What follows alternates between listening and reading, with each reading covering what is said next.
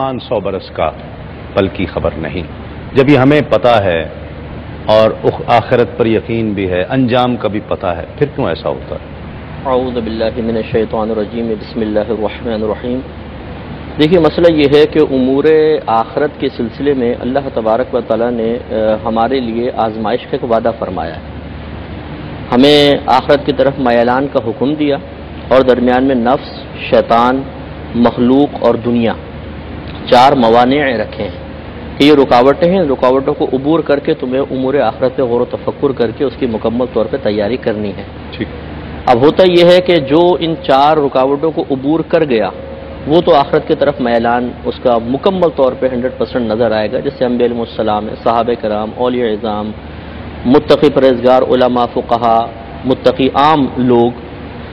لیکن جو ان 4 موانع میں سے کسی میں اٹک جاتا ہے تو پھر وہ بیچارہ آخرت کی طرف سے غافل ہو جاتا ہے۔ کوئی نفس کے تابع ہے، کوئی شیطان کے، کسی کو مخلوق نے گھیر لیا ہے، کسی کو دنیا نے اپنی طرف مائل کر لیا ہے، اور پھر ان کے 4 کے غالب آنے کے اور بہت سارے محرکات ہیں۔ اگر ہم وہ مضامین جو قرآن میں اللہ تبارک و تعالیٰ نے متکرر ذکر فرمائے جو ہمیں آخرت کی طرف مائل کرتے ہیں اور دنیا کی بے رغبتی پیدا کرتے ہیں، ایسے نبی کریم صلی اللہ علیہ وسلم کی وہ احادیث کریمہ جو میلان آخرت کا سبب بنتی ہیں اور دنیا کی بے رغبتی پر دال ہیں، جب ان مضامین کا تسلسل اور تکرار ہوگا نا تو پھر انسان کا دل مائل رہے گا۔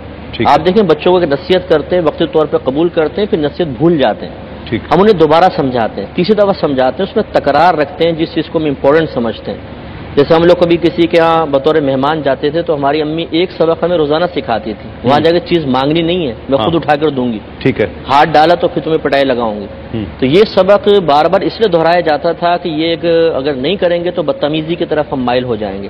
اسی طریقے سے قرآن حدیث کا اسلوب ہے کہ جو چیزیں آخرت کی طرف مائل کرنے والی تھی اور دنیا کی بے رغبتی پیدا کرنے والی تھی ان کو تکرار اور تسلسل سے بیان کیا، لیکن ہم نے اس تسلسل کو چھوڑ دیا۔ آج قرآن نہیں پڑھ رہے ہیں، حدیث نہیں پڑھ رہے ہیں۔ اگر آپ کسی کو درس حدیث کی دعوت دیجئے کہ آئیے اس میں بیٹھیے تو وہ بولتا ہے کہ دوستوں کے ساتھ کرکٹ کا میچ کھیل لے گا 3 گھنٹے، وہاں پر آ کر نہیں بیٹھے گا۔ ٹھیک ہے، تو اب جب یہ ذہن کو کے اندر فیڈنگ موجود نہیں ہے، ذہن کو آخرت کی طرف مائل کرنے والے دلائل موجود نہیں ہے، تو لازم سی بات ہے ان 4 چیزوں کا غالب آنا تو یقینی سی۔ ٹھیک ہے، یہ ایک